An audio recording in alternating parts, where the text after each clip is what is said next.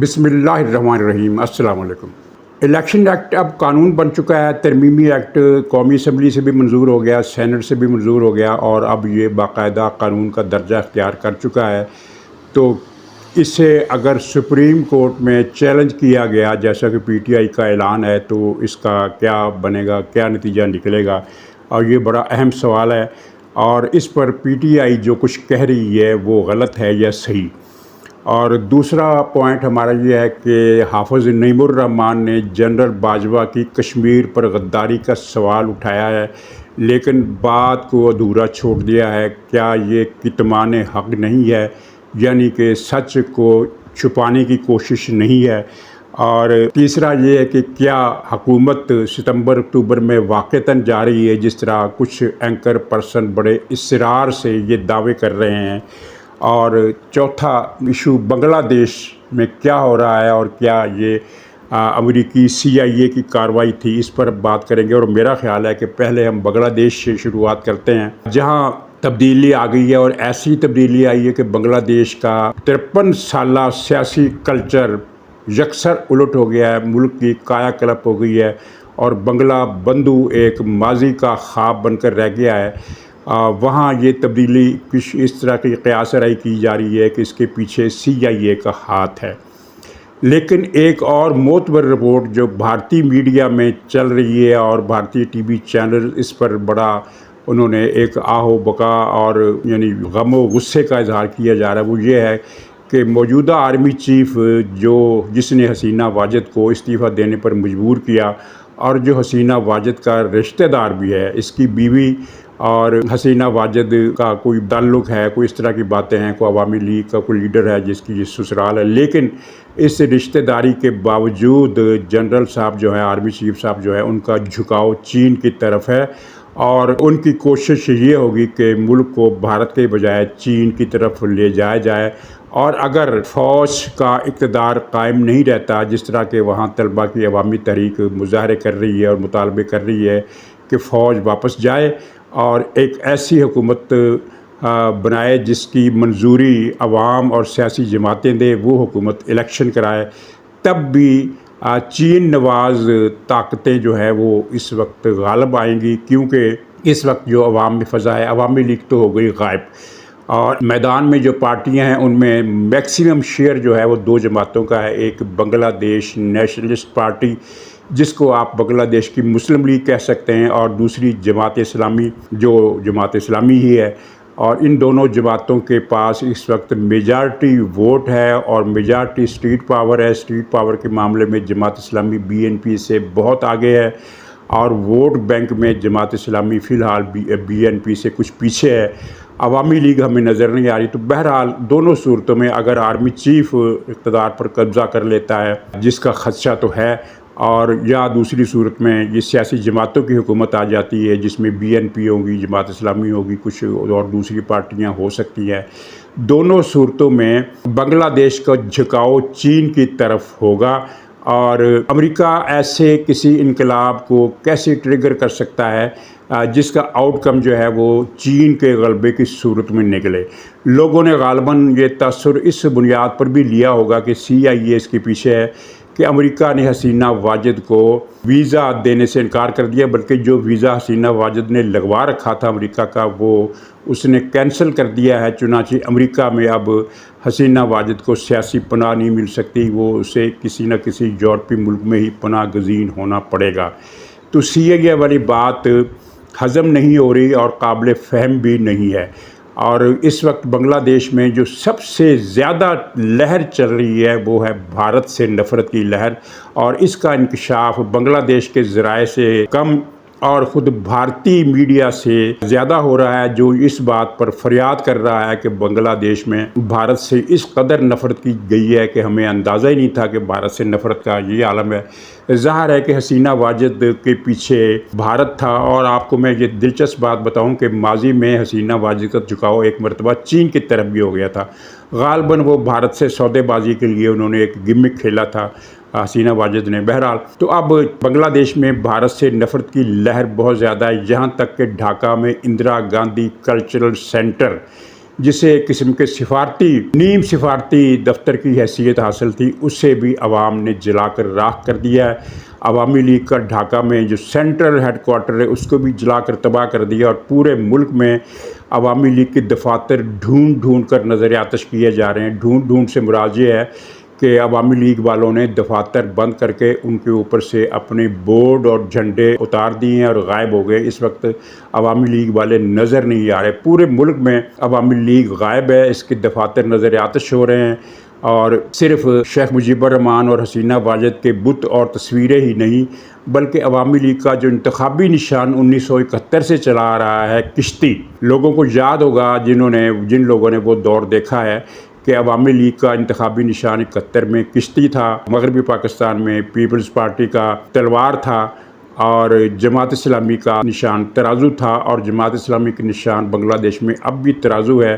1971 کے الیکشن میں جماعت اسلامی کو ایک بھی سیٹ نہیں ملی تھی، لیکن یہ 162 سیٹوں کے الیکشن میں تقریباً 1-2 سیٹوں کو چھوڑ کر ہر جگہ جماعت اسلامی دوسرے نمبر پر آئی تھی، یعنی ہر جگہ پر عوامی لیگ کے ووٹ زیادہ تھے اور جماعت اسلامی کے ووٹ کم تھے۔ اس کا کوئی امیدوار جیت نہیں سکا، لیکن اگر یہ ووٹ مرتکز ہوتا ملک کے ایک حصے میں تو 162 میں سے کم از کم 80 سیٹیں ان کو مل سکتی تھی، یا 60-70 سیٹیں ان کو مل سکتی تھی، ان کے اتنے ووٹ تھے۔ بہرحال یہ اندازہ ہے کہ کیونکہ اس وقت جو ووٹوں کی گنتی تھی وہ یہی تھی کہ کہیں سے پر وہ 30,000 ووٹ سے آ رہے، کہیں سے وہ 20,000 ووٹ سے آ رہے، کہیں سے وہ 40,000 ووٹ سے آ رہے۔ تو جماعت اسلامی کا ووٹ بینک بنگلہ دیش میں بہت زیادہ مضبوط رہا ہے، اور اب تو اور بھی زیادہ مضبوط ہو گیا ہے۔ تو جماعت اسلامی اور BNP کی حکومت اگر بنتی ہے الیکشن کے نتیجے میں تو وہ بھی چین نواز ہوگی، اگر فوج معاشرہ لگاتی ہے تو وہ بھی چین نواز ہوگی، وہ حکومت بھی چین نواز ہوگی۔ تو CIA اس انقلاب کی بانی نہیں ہو سکتی۔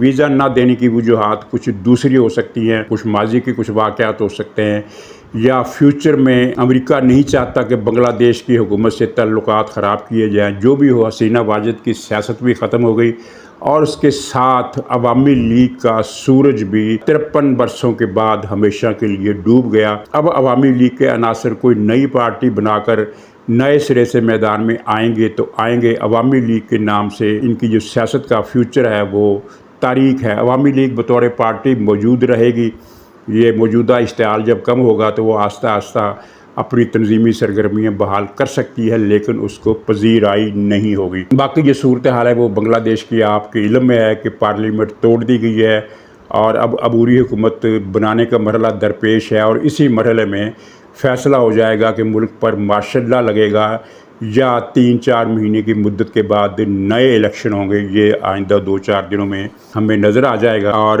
اب آتے ہیں پاکستانی سیاست کی طرف۔ قومی اسمبلی اور سینٹ دونوں نے الیکشن ایکٹ کا ترمیمی بل منظور کر لیا ہے، اور اس پر دستخط بھی ہو گئے ہیں، اور جس کے بعد یہ اب قانون کا درجہ اختیار کر چکا ہے۔ تو PTI والے کہتے ہیں کہ سپریم کورٹ اس فیصلے کو اوور رول کر دے گی، انڈو کر دے گی یا کالعدم کر دے گی، اس طرح کا کوئی فیصلہ دے گی۔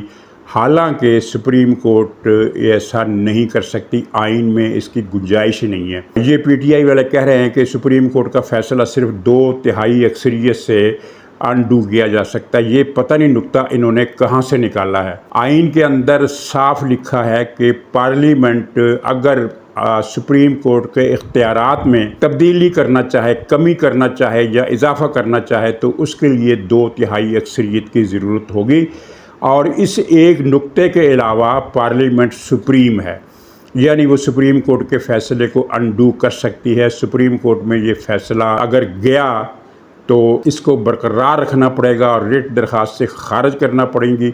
دوسری صورت جو ہے وہ یہ ہے کہ جسٹس منصور اکڑ جائیں اور پارلیمنٹ سے لڑائی کرنے کی ٹھان لیں، لیکن میرا نہیں خیال کہ وہ اس سے لڑائی کرنے کی ٹھانیں گے، جس لڑائی میں ان کی شکست یقینی ہے، نہ صرف ان کی بلکہ ان کے پورے گروپ کی شکست ہوگی، اور اس میں اب ان کو بھی پتہ ہے۔ اور PTI والے پتہ نہیں ان کو خوش فہمی کے رستے پر کون ڈال دیتا ہے کہ یہ کام ایسے ہو جائے گا، یہ کام ایسے ہو جائے گا۔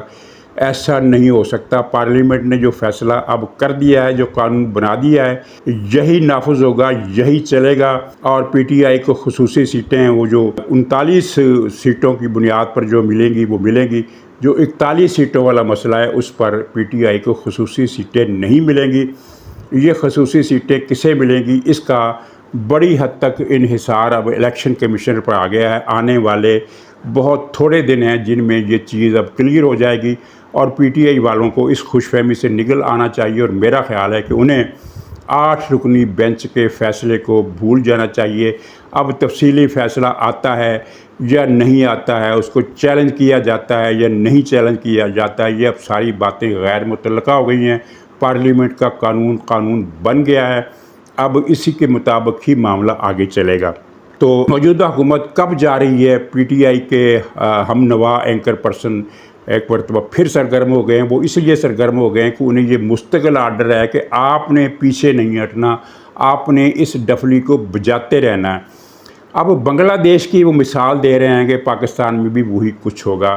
بھئی بنگلہ دیش میں 1 سال سے لاوا پک رہا تھا، اور لاوا پک نہیں رہا تھا بلکہ لاوا سڑکوں پر ابل رہا تھا۔ بہت ساری لوگوں کو یہ باتیں اس لیے یاد نہیں ہے کہ بنگلہ دیش کے پروٹیسٹ جو ہیں وہ پاکستانی میڈیا میں اس طرح ہائی لائٹ نہیں ہوتے رہے ہیں، اور یہ صرف طلبہ تحریک کے زمانے میں یہ جو پچھلے ہفتے چلی ہے یہ چیزیں سامنے آئیں، کیونکہ ایک دم سے 300 ہلاکتیں ہو گئیں، اور جو بہت بڑی خبر تھی دنیا کے حوالے سے۔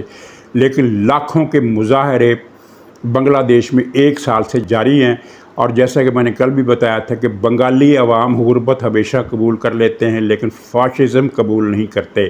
کیا پاکستان میں اس وقت جو حکومت ہے وہ فاشسٹوں کی ہے؟ یہاں فاشسٹ حکومت کرتے رہے ہیں، ضیاء الحق فاشسٹ تھا، مشرف فاشسٹ تھا، اور عمران خان فاشسٹ تھا۔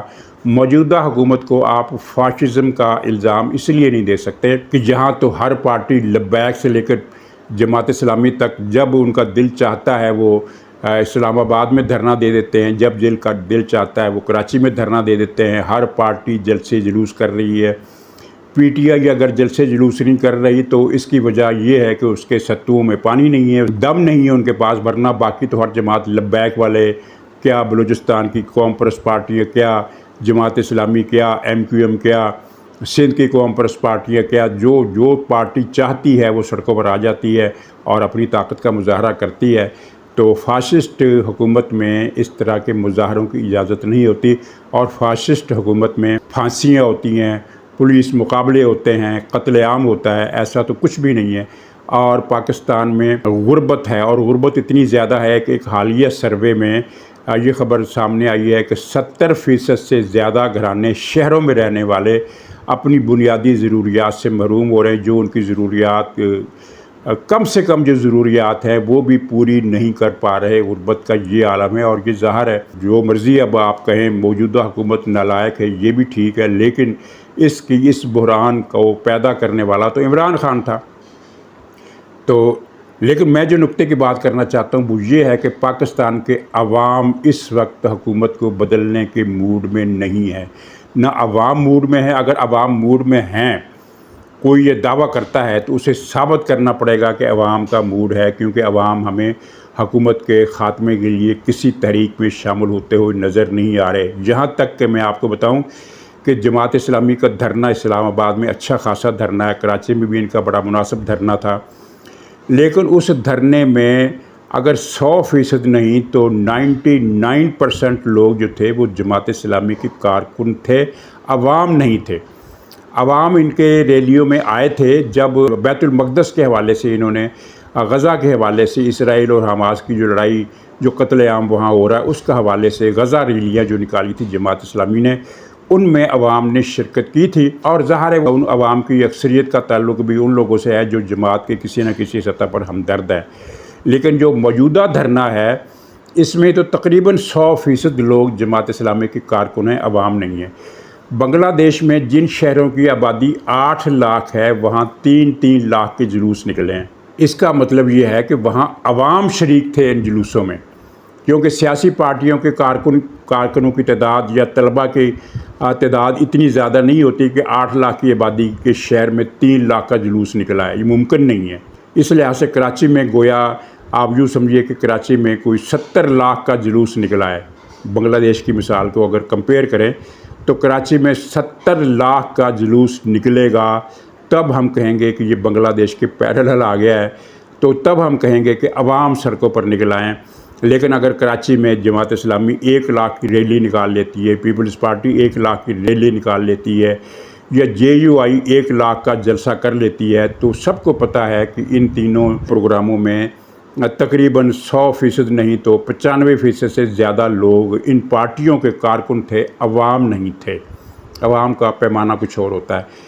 اس وقت عوام موڈ میں نہیں ہے، کوئی ٹرمائل پیدا کرنے کی موڈ میں نہیں ہے، اگرچہ وہ حکومت کی معاشی سستی، نااہلی، کمزوری سے تنگ ہیں، غصے میں ہیں، حکومت کو برا بھلا کہہ رہے ہیں، حکومت کے حق میں کلمہ خیر کہنے والا کوئی آدمی نہیں ہے۔ اس کے باوجود وہ کوئی ٹرمائل کا دور دور تک کوئی امکان نہیں ہے۔ بنگلہ دیش میں تو 1 سال سے ہر روز لاکھوں کے جلوس نکل رہے تھے، گولیاں چل رہی تھی، گرفتاریاں ہو رہی تھی۔ اب دیکھیں نا، صرف کل کے دن جماعت اسلامی اور BNP کے 1000 لیڈروں کو رہا کیا گیا ہے۔ اندازہ کریں وہاں کتنی بڑی تعداد میں گرفتاریاں ہوئی ہیں کہ صرف لیڈر حضرات کی، لیڈر سے مراد کوئی ضلع کا صدر ہے، کوئی شہر کا صدر ہے، تو عہدے داروں کی جو تعداد ہے جو رہا کی گئی ہے کل، ان کی تعداد 1000 تھی۔ یہ تھا بنگلہ دیش کا فاشزم۔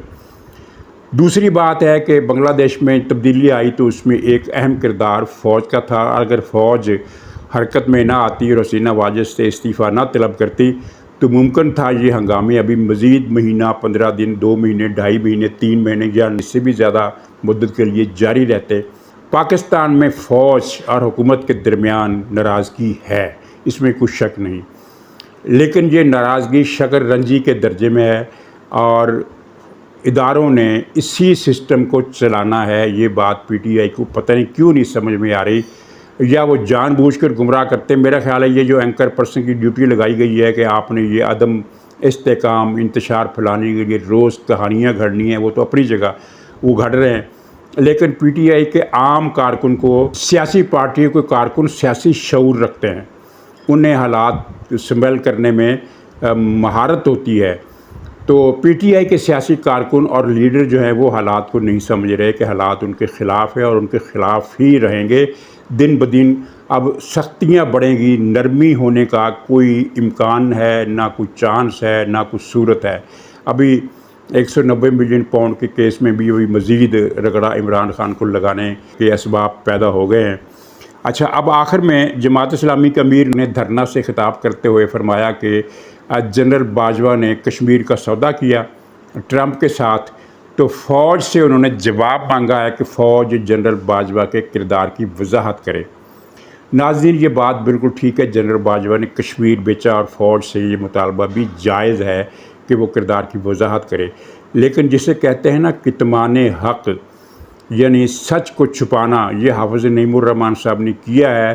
اور کیوں کیا ہے اس پر تو میں کوئی فتویٰ نہیں دیتا، لیکن انہیں ایسا نہیں کرنا چاہیے تھا۔ سب کو پتہ ہے، اور نعیم الرحمن صاحب کو بھی پتہ ہے، پاکستان کے ہر سیاسی کارکن کو پتہ ہے، میڈیا کے ہر آدمی کو پتہ ہے کہ کشمیر کا سودا باجوہ اور عمران نے مل کر کیا تھا، اکیلے باجوہ نے نہیں کیا تھا اور اکیلے عمران نے بھی نہیں کیا تھا۔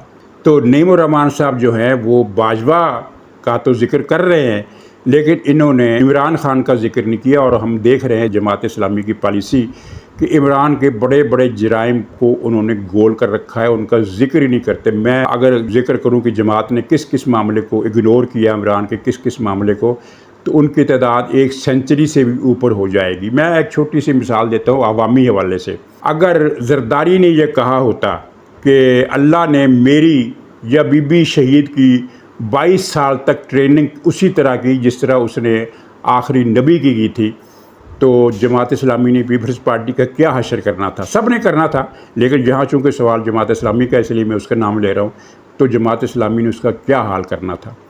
لبیک والوں نے جلوس لے کر پورے ملک میں سڑکیں بلاک کر دینی تھی، لیکن عمران خان نے تقریباً نبی ہونے کا دعویٰ 50 مرتبہ کیا ہے۔ کوئی پارٹی، جماعت اسلامی سمیت کوئی مذہبی پارٹی، اس کی مذمت کرنے کو تیار نہیں ہے۔ کیا یہ اس روایت یا ایک حدیث مبارک ہے وہ پوری ہو رہی ہے اس دور میں کہ دجال جب آئے گا تو بہت سارے اصحاب جبہ و قبہ دجال کے ہم سفر ہو جائیں گے؟ آپ اندازہ کریں، کشمیر کو بیچا عمران اور باجوہ نے مل کر، لیکن جماعت اسلامی کے امیر فوج سے مطالبہ کر رہے ہیں صرف باجوہ کے بارے میں۔ یہ ایک انوکھی چیز ہے۔ تو بہرحال ناظرین انتظار کیجیے، اگلے چند دنوں میں شاید پی ٹی آئی کی خوش فہمی دور ہو جائے الیکشن ایکٹ اور خصوصی سیٹوں کے حوالے سے۔ اگر چند دن نہ صحیح تو کچھ دن زیادہ لگ جائیں گے، لیکن یہ سیٹیں پی ٹی آئی کو نہیں ملنے والی۔ سپریم کورٹ کا فیصلہ ختم ہو چکا ہے، قصہ ماضی بن چکا ہے۔ اب تفصیلی فیصلہ چاہے 1000 صفحات کا بھی آ جائے وہ میٹر نہیں کرتا۔ ناظرین اجازت دیجیے، انشاءاللہ اگلے ولاگ میں ملاقات ہوگی، تب تک کے لیے خدا حافظ۔